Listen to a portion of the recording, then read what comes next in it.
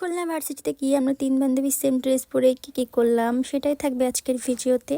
তো ওদেরকে বললাম চলে আসো আমাদের বাসায়, রেডি হয়ে একসাথে বের হব। তো এই যে দেখেন আমরা 3জন সেম ড্রেস পরে আমরা বের হব, এখন খুলনা ভার্সিটির দিকে যাব। মন যতই খারাপ থাকুক, আমি যদি ওদের সাথে বের হই আমার মন অনেক ভালো হয়ে যায়। আর এই হচ্ছে আমার 2টা বেস্ট ফ্রেন্ড, সবাই জানেন যে আমি প্রায় এদের সাথে বের হই ঘুরতে। এই যে হচ্ছে আমার আপুর মেয়ে পিচ্ছি, মানে মা রেখে খালার সাথে কেউ ঘুরতে বের হয়, ওরা আম্মুর সাথে যাবে না, ও আমার সাথে ঘুরতে যাবে। দেন ওকে নিয়ে বের হলাম।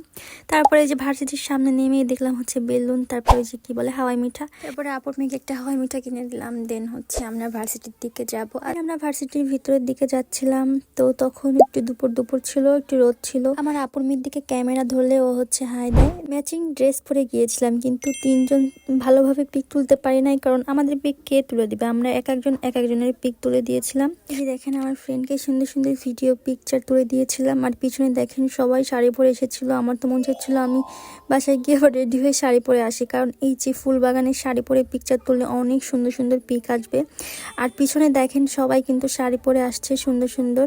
তো আমার মন চাচ্ছিল যে আমিও শাড়ি পরি। তারপরে আমরা ছোট ছোট কয়েকটা ভিডিও পিকচার নিলাম। দেওয়ার পর অনেকে জিজ্ঞেস করতেছিলেন যে আপু এটা কোথায়, এটা হচ্ছে খুলনা ভার্সিটিতে। 3জনের পিক তুলে দেওয়ার লোক নেই। তারপরে দেখলাম একটা আপু দাঁড়িয়ে আছে, তো সোহাজে বললো আপু আমাদের 3জনের একটা পিকচার তুলে দিবেন। দেন সেই কিউট আপুটা আমাদের 3জনের 4-5টা পিক তুলে দিয়েছিল।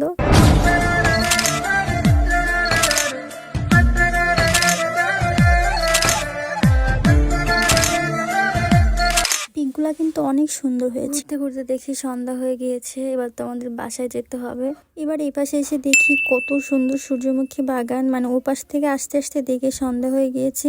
তারপরে এখানে আমরা অন্ধকারের ভিতরে কয়েকটা ভিডিও, কয়েকটা পিকচার তুলেছিলাম। তো আমরা 3 বান্ধবী বের হইলে যে এত মজা করি, কারোর যদি মন খারাপ থাকে আমাদের মন ভালো হয়ে যায়। ওই 3জনের ফ্রেন্ডশিপ যে এত ভালো।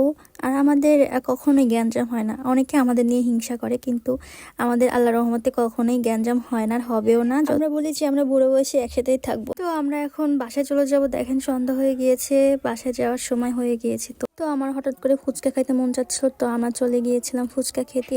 তো আমরা ফুচকা অর্ডার দিয়ে যে বসেছিলাম, দেখেন পাশে কতগুলা কুকুর আমাদের দিকে তাকিয়ে আছে। এটা হচ্ছে ভার্সিটির সামনে, মানে পিছনের গেটে। তো আমরা ফুচকা অর্ডার দিয়ে গল্প করতেছিলাম। এই যে আমাদের ফুচকা চলে আসছে, এখন আমরা খাবো মজা করে, কারোর আবার লোভ না লাগে রোজার সময়। এটা অনেক আগের ভিডিও। তো আমরা ফুচকা খাওয়ার পর এখন বাসায় চলে যাচ্ছি। তো ভিডিওটা এই পর্যন্তই। সবাইকে আল্লাহ হাফেজ।